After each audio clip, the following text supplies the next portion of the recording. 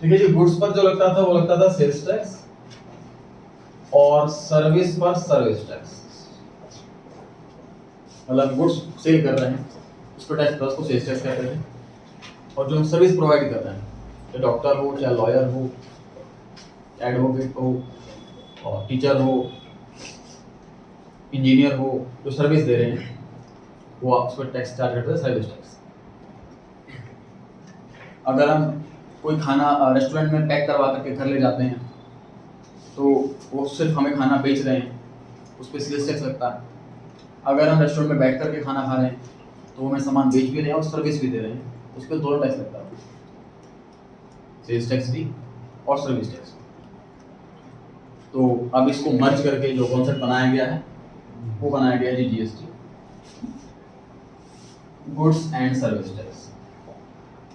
दोनों के लिए एक ही टैक्स है, मतलब चाहे गुड्स बेच रहे हो आप, चाहे सर्विस दे रहे हो, एक ही टाइप का टैक्स लगेगा जिसका नाम है GST, goods and service tax.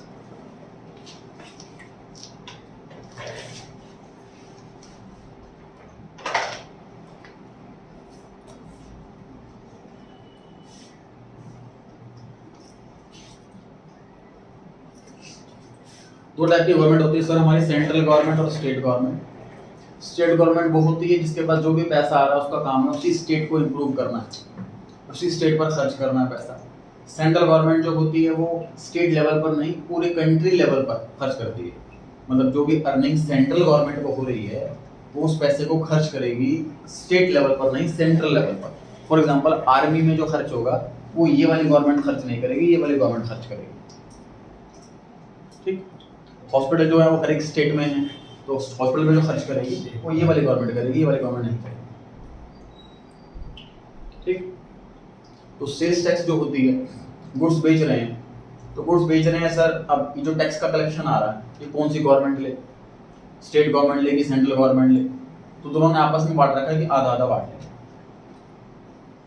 दोनों डिसाइड कर रखा है कि आधा आधा बांट लें। मतलब मान लीजिए टैक्स कलेक्ट 18% है तो 9% सेंट्रल गवर्नमेंट रखेगी अपने पास और 9% स्टेट गवर्नमेंट रखेगी अपने पास। मतलब अगर मैं आपको 10,000 रुपए का सामान बेच रहा हूँ, ध्यान दें बोर्ड का, अगर मैं आपको 10,000 रुपए का सामान बेच रहा हूँ और उस पर 1,800 रुपये आपसे टैक्स ले रहा हूँ, तो 1,800 रुपये जब मैं जमा करूँगा गवर्नमेंट को, उसमें से 900 रुपये जाएंगे स्टेट गवर्नमेंट को, दिल्ली की बात करूँ तो आप पार्टी को, और बाकी के 900 रुपये जाएंगे सेंट्रल गवर्नमेंट, मतलब बीजेपी पार्टी। तो हमारी बात, इनकम टैक्स की जो अर्निंग होती है वो 100% सेंट्रल गवर्नमेंट के पास जाती है। तो इनकम टैक्स की कलेक्शन होती है लगभग 10 lakh crore rupees per year की इसकी कलेक्शन होती है साल की, वो सारी सेंट्रल गवर्नमेंट के पास जाती है। तो CGST, SGST समझ गए फुल फॉर्म? ये हो गया सेंट्रल जीएसटी और ये हो गया state GST. Central goods and service tax, state goods and service tax, SGST और सीजीएसटी, ध्यान रहेगा। तो जो भी रेट दिया होता है सर, आधा सीजीएसटी वाला होता है और आधा एसजीएसटी वाला होता है। आधा टैक्स गवर्नमेंट को जाता है स्टेट की, आधा टैक्स गवर्नमेंट को जाता है सेंट्रल की।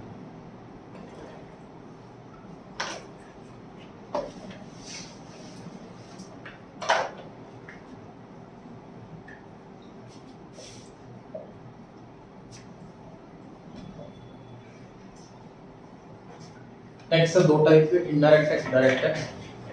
डायरेक्ट टैक्स मतलब जिस पर टैक्स लगाया जा रहा है उसने अपनी पॉकेट से पैसे देने हैं। इनडायरेक्ट टैक्स मतलब जिस पर टैक्स लगाया जा रहा है उसने किसी और से लेकर के पैसे देने। इनकम डायरेक्ट टैक्स सिर्फ दो ही होते हैं, इनकम टैक्स और वेल्थ टैक्स, सिर्फ दो ही टाइप के टैक्स होते हैं। इनकम टैक्स मान लीजिए मेरी अर्निंग सपोज 5 लाख रुपए है, उस पर टैक्स सपोज 50,000 रुपए, तो मैं 50,000 रुपए अपनी पॉकेट से दूंगा, किसी से लेकर के नहीं दूंगा। लेकिन जो कंपनी है, जो सेलर है, उस पर टैक्स लगाया जाता है जीएसटी। कि आप अगर बिजनेस कर रहे हो तो आपको जीएसटी की कलेक्शन जो भी होगी वो आपको हमें करके देनी, तो अपनी पॉकेट से नहीं देगा जीएसटी का पैसा, कस्टमर से चार्ज करेगा, फिर गवर्नमेंट को जमा करना। इनडायरेक्ट टैक्स अपनी पॉकेट से नहीं देना, सामने वाले से लेकर देना। इसमें गवर्नमेंट ने रिस्पॉन्सिबिलिटी कस्टमर की नहीं दी, दुकानदार को दी है कि तुम्हारी जिम्मेदारी है कि उससे टैक्स का पैसा लो, हमें दो। तुम टैक्स का पैसा कलेक्ट नहीं करोगे तो तुम कंप्लेंट करा, तुम्हारा बिजनेस बंद कर दो। कस्टमर नहीं दे रहा तो सामान मत बेचो उसको, गवर्नमेंट ही कह रही है, ठीक है नहीं। और वो सभी पे लगाया हुआ, सबको देना पड़ता है। कस्टमर मान लीजिए हर जगह टैक्स है, उसको देने पड़ेगा टैक्स, ठीक है नहीं। तो जीएसटी कौन सा टैक्स हो गया सर? इनडायरेक्ट टैक्स हो गया, जो जीएसटी दुकानदार कस्टमर से लेकर के गवर्नमेंट को जमा करेगा, अपनी पॉकेट से नहीं देगा।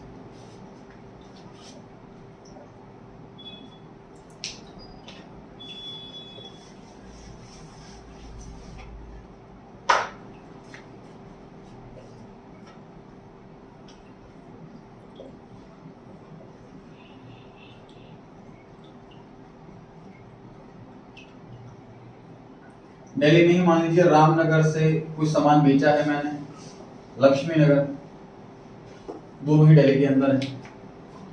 तो जो सामान बेचा है मैंने, इसमें जो सेलर है वो रामनगर में है और जो बायर है वो लक्ष्मी नगर में है। तो जब बेचा जाएगा सामान तो उस पर टैक्स कलेक्ट किया जाएगा, इसमें से आधा दिल्ली गवर्नमेंट को जाएगा और आधा सेंट्रल गवर्नमेंट को जाएगा। करेक्ट है, बिल्कुल इजी है।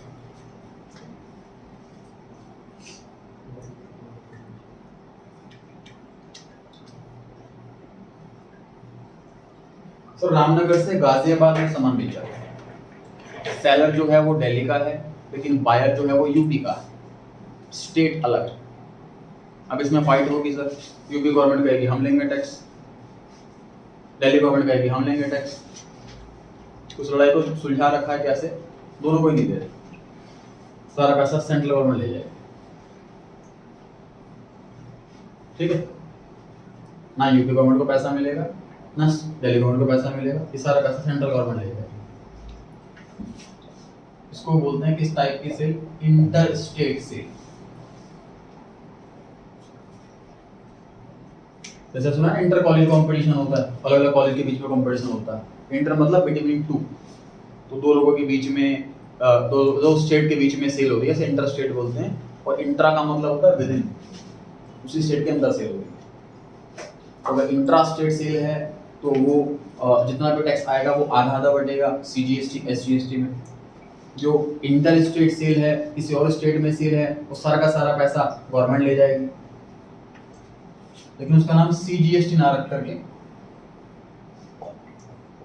आईजीएसटी रखा है, integrated GST.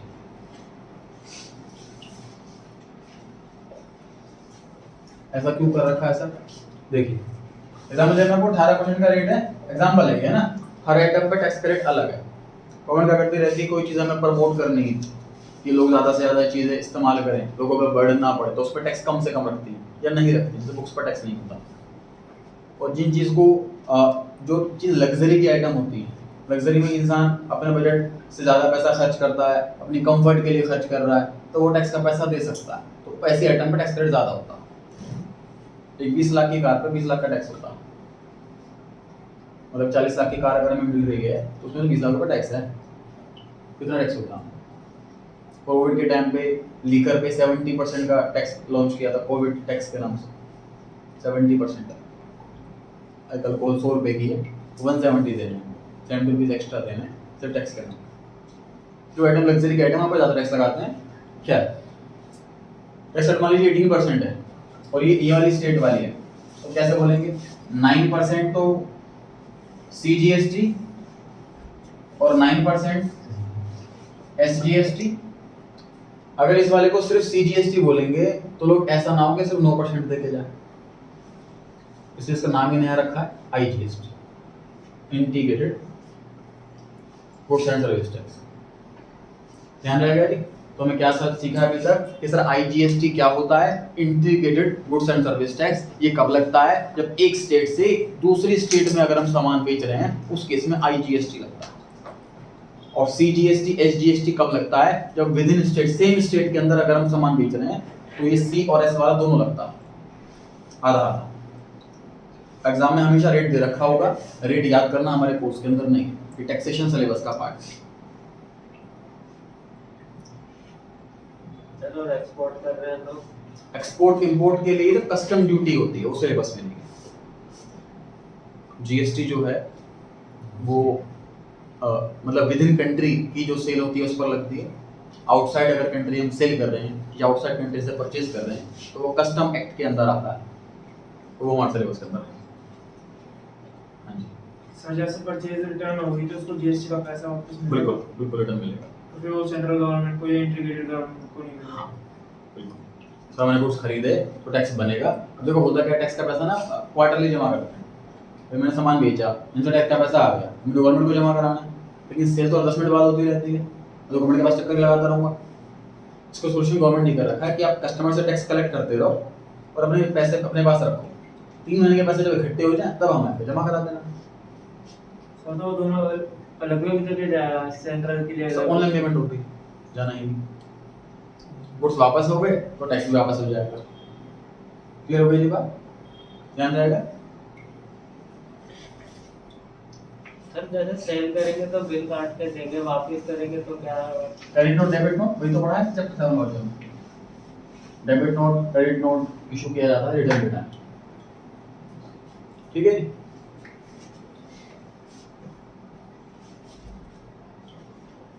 Goods sold to Ram, question से आपको देखना है जी, नोटिंग कुछ भी नहीं करनी।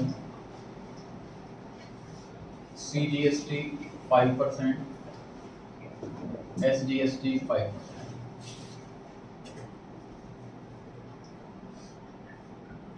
Ram debit to sales account,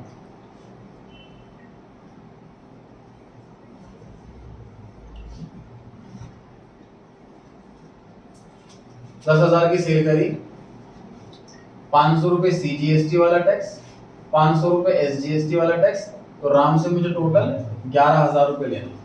इस एंट्री को देखो ध्यान से।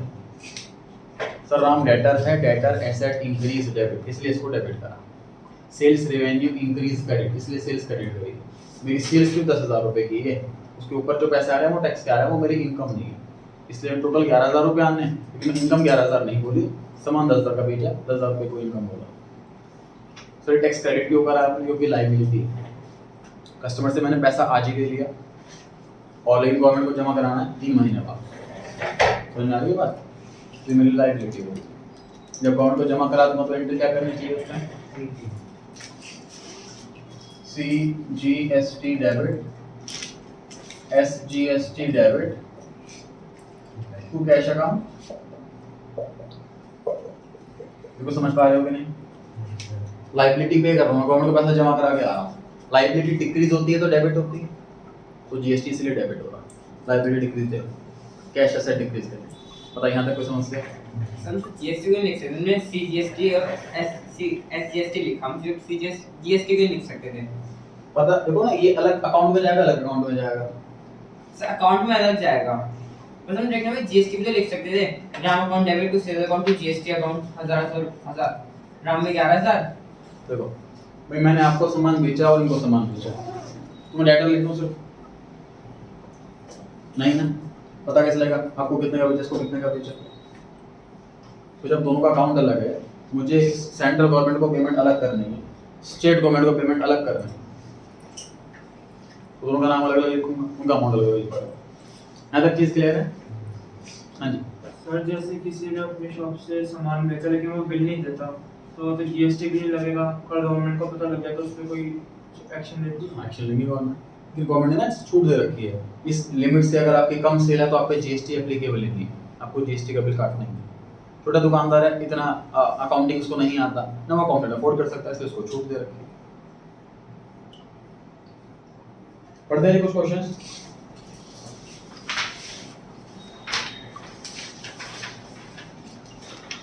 पेज नंबर 70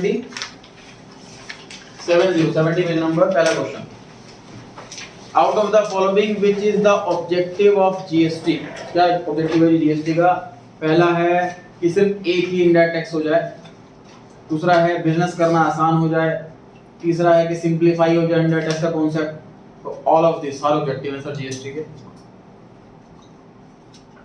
क्वेश्चन 2 कहता है इंट्रा स्टेट, इंट्रा मतलब सेम स्टेट के अंदर सेल कर रहे हैं, तो बताइए कि कौन सा जीएसटी लगेगा?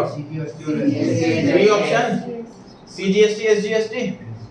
तो जो ऑप्शन नंबर ए और सी लिखा है वो तो कभी भी पॉसिबल नहीं है, क्योंकि या तो सिर्फ आईजीएसटी लगेगा या सी और एस कंबाइंड लगेंगे। आई और सी एक साथ लगे तो कभी पॉसिबल ही नहीं है। समझ में आ रही है बात? थर्ड क्वेश्चन, इंटर स्टेट है, दूसरी स्टेट में बेचा है सामान, ऑप्शन ए आईजीएसटी।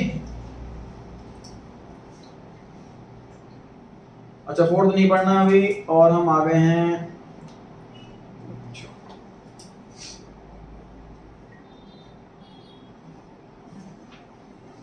अब आ जाइए फिल इन द ब्लैंक्स पे अगले पेज पे। पहला क्वेश्चन, जीएसटी कौन सा टैक्स है? डायरेक्ट या इनडायरेक्ट? इनडायरेक्ट टैक्स है। डायरेक्ट टैक्स से इनडायरेक्ट और डायरेक्ट टैक्स क्या है? अरे रजनी, ऐसा क्या क्या डायरेक्ट ऐसा second question, GST is charged bye जो रजिस्टर्ड टैक्स पेयर होते हैं, मतलब जो अपने फर्म को रजिस्टर्ड करवाएंगे उन्हीं पे जीएसटी एप्लीकेबल होगा। जिसने रजिस्ट्रेशन नहीं करवा रखा, मतलब छोटे दुकानदार हैं, उनको टैक्स नहीं देना, तो रजिस्टर्ड टैक्स पेयर आएगा sir. Sale made within the state, intra के इंट्रा इंट्रा, चलिए जिसको यहां तक पढ़ते हैं आगे कॉन्सेप्ट।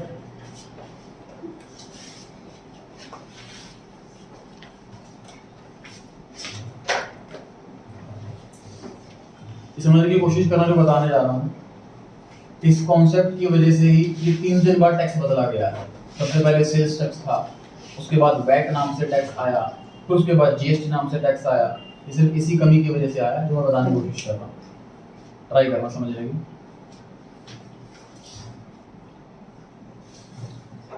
सर एक मैन्युफैक्चरर ने सामान बेचा होलसेलर को, सपोज 10,000 का सामान, 10% का टैक्स, इसको कॉस्ट पड़ी 11,000, मतलब इसने 10,000 सेलिंग प्राइस रखा, 1,000 रुपए का टैक्स लिया इससे, टोटल 11,000 रुपए इसने ले लिए, 1,000 रुपए इसने गवर्नमेंट को जमा करा दिए होंगे, ठीक बात है।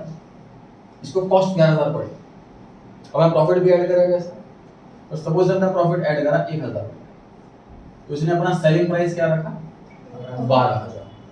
फिर ये होलसेलर रिटेलर को सेल कर रहा है, सेल होगी 10% का टैक्स लगेगा, 1,200 रुपए टैक्स लगा, इसको सामान कितने का पड़ा 12,000 सेलिंग प्राइस रखा, 10% 1,200 रुपीस टैक्स लिया, तो इसको सामान पड़ा, इसको कॉस्ट पड़ी 13,200। यहाँ टैक्स 1,200 आ गया, यहाँ टैक्स 1,000 रुपए आ गया। अगेन ये रिटेलर किसको बेचेगा? कस्टमर को बेचेगा, प्रॉफिट ऐड करेगा, मान लीजिए प्रॉफिट इसने ऐड करा आपने 1,800 रुपए, सामान सेलिंग प्राइस हो गया इसका 15,000, सबसे ज्यादा मार्जिन रिटेलर का होता है, 10% टैक्स इस पर भी, कस्टमर को सामान बढ़ाएंगे 16,500। अब कस्टमर से कंज्यूम कर लेगा, आगे नहीं बेचेगा, तो अब इस आइटम पर आगे टैक्स नहीं लगेगा, ऐसा ही है सर। अल्टीमेटली ये आइटम जो बिकी वो बिकी 16,500, तो कायदे में 10% के हिसाब से इस पर टैक्स लगना चाहिए था 1650 रुपए, है ना। लेकिन गवर्नमेंट ने टैक्स कितना ले लिया? 1,000 लेना, 1,200 लेना, 1,500 लेना। एक ही आइटम पे गवर्नमेंट ने 3 दिन बाद टैक्स ले लिया। इसका अल्टीमेटली बर्डन जो पड़ा वो कस्टमर पे पड़ रहा है, उस आइटम महंगी मिल रही है, समझ पा रहे हो उस चीज को? तो ये चीज, इस पे बहुत दिमाग लग रहा है, क्या सोचा क्या भाई गलत है ये, एक ही आइटम पे 3 दिन बाद टैक्स कैसे ले सकते हो तुम? लेकिन एक आइटम बिक भी 3 बार, क्या करें? इसका सॉल्यूशन निकाला गया। सॉल्यूशन क्या निकाला गया सुनिए। जब ये होलसेलर सामान खरीद कर लाया, 10,000 रुपए इसने इसके दिए सामान के, और 1,000 रुपए टैक्स के दिए, तो गवर्नमेंट इससे कह रही है कि जो आपने 1,000 रुपए टैक्स के दिए हैं ना, ये आपके रिफंड कर देंगे अगर आप इसे फिर बेचते हो। दोबारा समझते हैं, कॉम्प्लिकेटेड है ये, इससे बहुत ज्यादा लेट हो गया सुनना। मतलब मैं होलसेलर हूँ इस टाइम, मैं 1,000 रुपए टैक्स दे करके आया हूँ, तो गवर्नमेंट मुझे कह रही है इसको अपनी कॉस्ट में ऐड मत करो, ये 1,000 रुपए सोचो एसेट है आपकी, ये रिफंड कर देंगे हम। रिफंड कैसे करेंगे सीखेंगे आगे। अब 1 मिनट बाद ही, जब मैं अपने कस्टमर को बेचूंगा सामान, ये मैंने बेचा 12,000 में, तो कस्टमर ने मुझे 1,200 रुपए दे दी, ठीक बात है। अब मैं 1,200 गवर्नमेंट को जमा कराने जाऊंगा, तो मैं गवर्नमेंट को बोलूंगा जी 1,000 में पहले जमा करा चुका हूँ, अब मैं सिर्फ 200 रुपए जमा करूंगा।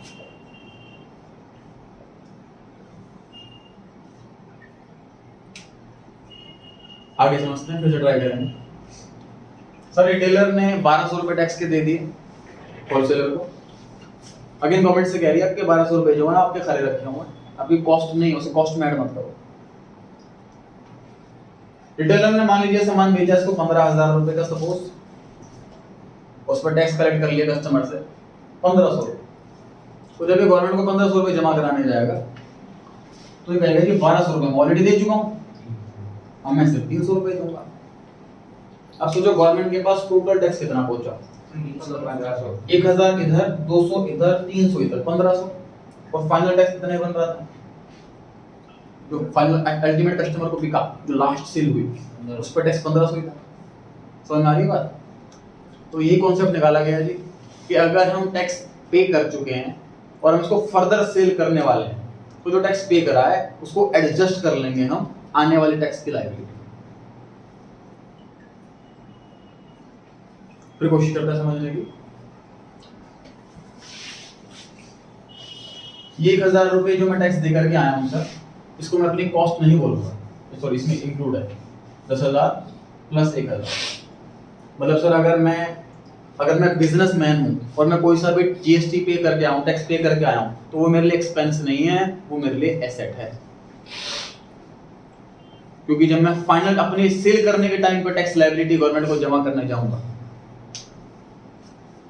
तो उस टाइम मैं अपना वो वाला टैक्स एडजस्ट कर लूंगा और बैलेंस पे करने जाऊंगा। फिर समझने की कोशिश करते हैं। सर लेकिन कस्टमर को तो उतना ही पड़ा था ना। तो इसमें ना जैसे 13,200 है, अभी कुछ 12,000 की हो जाएगी क्योंकि टैक्स ऐड नहीं करेगा तो मार्जिन भी कम हो जाएगा, सभी पर सस्ता ही पड़ेगा। लेकिन सर इसमें मैन्युफैक्चर पे तो ज्यादा वो पड़ गया ना टैक्स। दूसरा टैक्स था मैंने उससे कैसे पड़ा? तो सर ने 1000 रुपए दिए और बाकी सबने 200 और 300 रुपए दिए टैक्स। मैन्युफैक्चरर ने अपने पॉकेट से तो नहीं दिए, आगे से लेकर के दिए, है ना? बर्डन जो है वो अल्टीमेट कस्टमर पे पड़ना है, किसी पे बर्डन नहीं पड़ना, ना मैन्युफैक्चरर पे, ना होलसेलर पे, ना रिटेलर। अल्टीमेट जो बर्डन पड़ना है वो कस्टमर पे पड़ना है, उसकी आसानी के लिए सारे काम किए जा रहे हैं। तो बात समझते हैं जी। तो मैं 5,000 रुपए का सामान खरीद कर लाया और उस पर 10% टैक्स दिया, इसको मैंने 6,000 में बेचा और 10% का टैक्स रेट है। मुझे बताइए मैं परचेज करते टाइम कितना टैक्स पे करके आया हूँ? 500 रुपए। कस्टमर से टैक्स से कितने रुपए लिए? 600 रुपए। तो ये तो मैंने जिससे खरीदा उसको दे दिए होंगे 5500 रुपए दे दिए होंगे, जिससे मैंने सामान खरीदा। मैं उसको 5,000 रुपए सामान के दूंगा और 500 रुपए टैक्स के दूंगा। मैं 5,500 रुपए उसी सप्लायर को दे आऊंगा। अब जब मैं कस्टमर से पैसे ले रहा हूँ तो उससे 6,000 रुपए तो मैं सामान के लूंगा और 600 रुपए टैक्स के लूंगा। मेरी पॉकेट में 6,600 रुपए आ गए, जिसमें से 600 रुपए गवर्नमेंट के। अब मैं 600 रुपए गवर्नमेंट को जमा करने जाऊंगा ना तो मैं 600 रुपए जमा नहीं कराऊंगा, 100 रुपए जमा कराऊंगा। और गवर्नमेंट बोलूंगा जी 500 रुपए पहले जमा करा दिया टैक्स के। ये कॉन्सेप्ट है। फिर कोशिश करते हैं समझने की।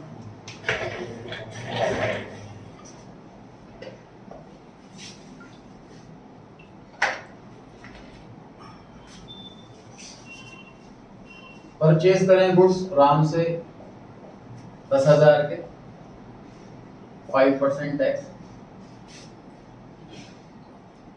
Goods sold to Shyam 12,000, 10% tax. Entry करते हैं जी। सर गुड्स परचेज करें मैंने,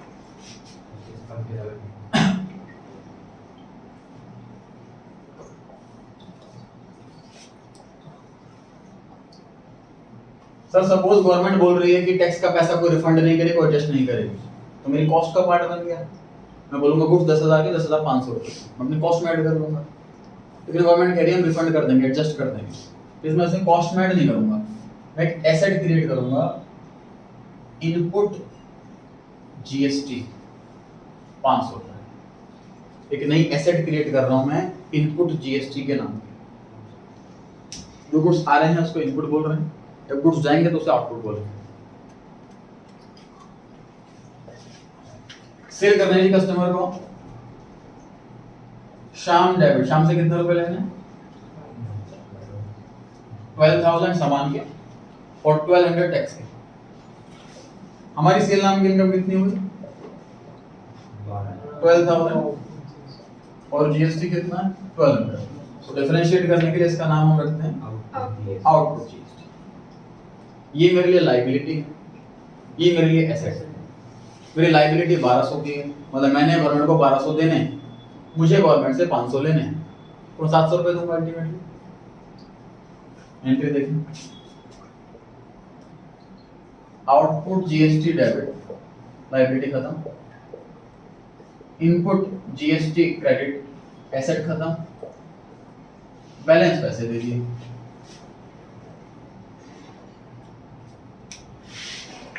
थर्ड टाइम डिस्कस कर रहे हैं सेम कॉन्सेप्ट कि जब मैं परचेज करते टाइम कोई भी टैक्स देकर के आया हूँ तो उसको मैं एक्सपेंस नहीं मान रहा, एसेट मान रहा हूँ, जो कि मुझे रिफंड मिल जाएगा या ऐसे कहूँ एडजस्ट हो जाएगा मेरी फाइनल लायबिलिटी। एग्जाम्पल रेंट का ले लेता हूँ जी। तो मैं लैंड कोई जगह रेंट पर ले रहा हूँ और सिक्योरिटी के 10,000 रुपये मुझसे लिए गए, तो लास्ट में जब भी मंथ खाली करूंगा जगह तो मुझे लास्ट मंथ में एडजस्ट कर लेंगे वो। तो अभी तो मैं उसको एसेट ही बोलूंगा, मैं एडवांस दे रखा है पैसा, इसलिए इसको एसेट बोल रहे हैं पूरी जीएसटी, क्योंकि आगे जाके एडजस्ट हो जाना है, खर्च नहीं हुआ मतलब मेरा। गवर्नमेंट को 1200 रुपये देने थे, 500 रुपये मैं टैक्स कमा दिया था, इसको एडजस्ट कर 700 रुपये। अब सोचो ना, मैंने कस्टमर से यहाँ 1200 रुपये लिए हैं, लेकिन मैं गवर्नमेंट को यहाँ पर सिर्फ 700 रुपये दे के आया, 500 रुपये अपने पास रख लिए, जो 500 रुपये वहां दिए थे वो यहाँ बच गए। तो अल्टीमेटली ये टैक्स मैंने पे नहीं करा, टैक्स का बर्डन नहीं पड़ा गुड्स पर, तो आगे जाके कस्टमर को सस्ता मिलेगा। फिर हो गई जी बात। आपके घर में अगर कोई बिजनेसमैन है, उसने जीएसटी नंबर ले रखा है, तो आप उसका बहुत फायदा उठा सकते हैं। घर के लिए कोई भी आइटम खरीदो तो उस बिल में जीएसटी क्लेम करो। अगर आप एक 50,000 रुपये का फोन खरीदते हैं मान लीजिए, तो लगभग 15% के आसपास का उस पर टैक्स होता है, जो कि इंक्लूड होता है। 18% इंक्लूसिव ऑफ प्राइस होता है। मतलब अगर मुझे सेलर बताता है कि फोन 50,000 रुपये का, तो उसमें 18% का टैक्स ऑलरेडी इंक्लूडेड है ना। अगर 50,000 पर मैं कैलकुलेट करूंगा तो लगभग 15% बैठेगा, ये 7,500 रुपये। मतलब मैं जब मोबाइल खरीदूं तो मैं अपने नाम से ना खरीदूं, मेरी डैडी का अगर कोई बिजनेस है और उन्होंने जीएसटी नंबर ले रखा है तो मैं डैडी के नाम से खरीदूं, तो 7,500 रुपये इनपुट जीएसटी के नाम से एडजस्ट हो जाएंगे, उसका बेनिफिट मिल जाएगा, उतना पैसा बच जाएगा। लैपटॉप खरीदा था मैंने 76,000 के आसपास का लास्ट ईयर, तो उस पर 10,000 रुपये का जीएसटी था। मेरी सीए फर्म है खुद की, उस पर जीएसटी नंबर है, तो मैंने फर्म के नाम से ही लिया था और उस पर 10,000 रुपये मुझे रिफंड हो गए जीएसटी। इस तरीके से रिफंड मतलब ऐसे नहीं कैश मिलेगा, मतलब अल्टीमेट लायबिलिटी में एडजस्ट हो जाएगा।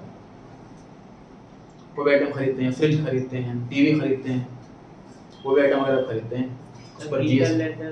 हाँ जी, 28% रहता है। क्या कह रहे हो? व्हीकल लेते हैं कोई तो व्हीकल लेते हैं, उस पर 28% है, ठीक, उस पर ज़्यादा मिलेगा बेनिफिट।